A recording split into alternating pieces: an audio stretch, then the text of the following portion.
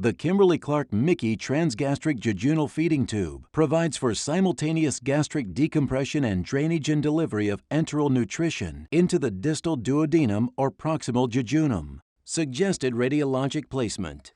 Place the patient in the supine position. Identify the medial edge of the liver by CT scan or ultrasound. Insufflate the stomach with air using a nasogastric catheter until adequate distension is achieved. Using fluoroscopy, choose a location that allows as direct a vertical needle path as possible. Place a skin mark at the tube insertion site and define the gastropexy pattern by placing 3 skin marks equidistant from the tube insertion site and in a triangular configuration. Allow adequate distance, approximately 2 centimeters, between the insertion site and safety pexy placement so as to prevent interference of the anchor set and balloon once inflated. Attach a Luer slip syringe containing 1 to 3 milliliters of sterile water or saline to the needle hub. Under fluoroscopic guidance, insert the preloaded safety pexy slotted needle with a single sharp thrust through one of the marked corners of the triangle until it is within the gastric lumen. The simultaneous return of air into the syringe and fluoroscopic visualization confirms correct intragastric position. After confirmation of correct position, release the suture strand and remove the syringe from the device. Bend the locking tab on the needle hub. Firmly push the inner hub into the outer hub until the locking mechanism clicks into place. This will dislodge the T-bar from the end of the needle and lock the inner stylet into position, blunting the needle. Withdraw the needle while continuing to gently pull the T-bar until it is flush against the gastric mucosa. Gently slide the suture lock down to the abdominal wall. Close the suture lock with the supplied hemostat until an audible click is heard, securing the suture. Repeat the procedure until all 3 devices have been inserted in the corners of the triangle. With the stomach still insufflated and in apposition to the abdominal wall, identify the puncture site at the center of the gastropexy pattern. With fluoroscopic guidance, confirm that the site overlies the distal body of the stomach below the costal margin and above the transverse colon. Insert the safety introducer needle into the gastric lumen directed toward the pylorus. The best angle of insertion is a 45-degree angle to the surface of the skin.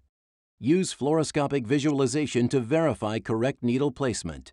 Advance a guide wire through the introducer needle into the fundus of the stomach and confirm position. Remove the safety introducer needle, keeping the guide wire in place, and activate the safety collar. Slide the introducer needle safety collar down the needle shaft while removing the needle to prevent inadvertent needle stick. Advance the seeking catheter over the guide wire and using fluoroscopic guidance, manipulate the guide wire into the antrum of the stomach and beyond the ligament of Treitz.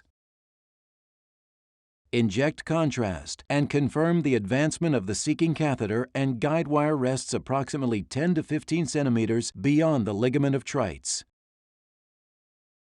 After confirmation of proper placement, remove the seeking catheter, leaving the guide wire in place. Use the number 11 safety scalpel blade to create a small skin incision that extends alongside the guide wire, downward through the subcutaneous tissue and the fascia of the abdominal musculature. Apply water-soluble lubricant at incision site. Advance the serial dilator over the guide wire. Use a firm clockwise-counterclockwise twisting motion to initiate advancement of the dilator sheath. Maintain a 45-degree angle to the skin while dilating so as not to kink the guide wire.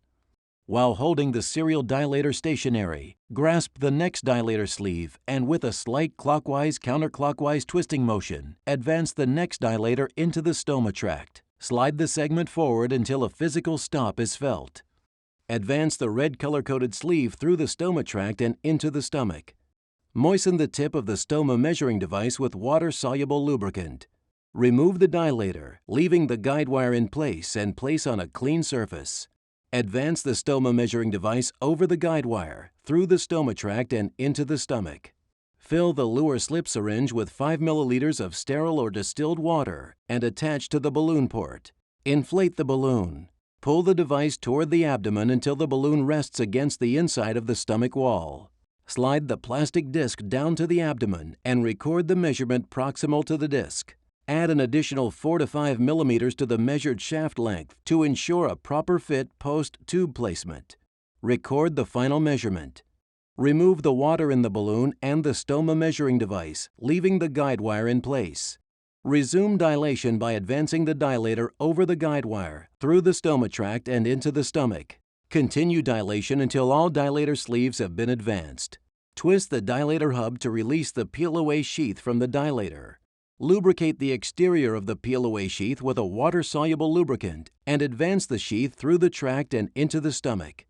Remove the dilator, leaving the peel-away sheath in the stomach, with the remainder securely maintaining position through the tract and exiting the stoma site. Select the appropriate Kimberly-Clark Mickey low-profile transgastric jejunal tube.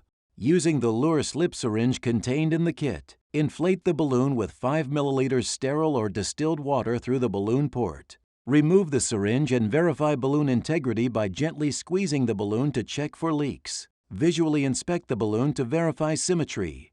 Insert the introducer cannula into the jejunal port until the hub is in contact with the jejunal feeding port and the introducer cannula is clearly visible inside the tube.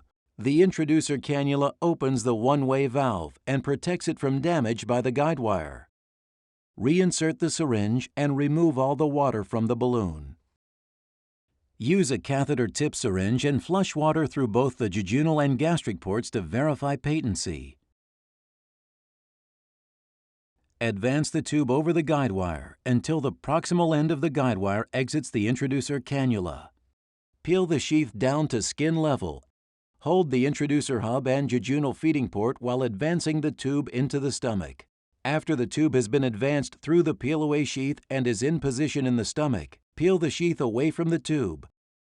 Rotate the Kimberly-Clark MIC transgastric jejunal tube while advancing to facilitate passage of the tube through the pylorus and into the jejunum.